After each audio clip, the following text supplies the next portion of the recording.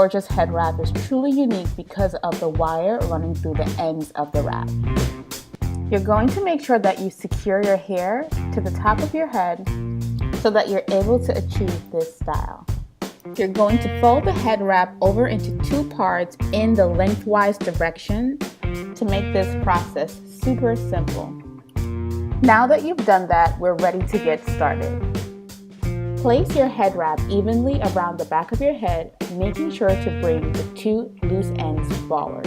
You're then going to secure with a tie at the front and center of your forehead.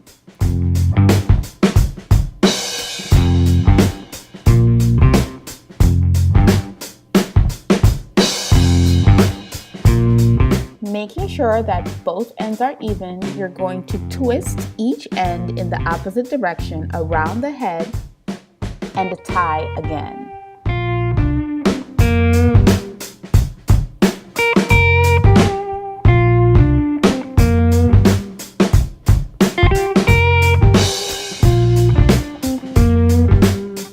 Here is where we'll make a final knot to achieve the desired style.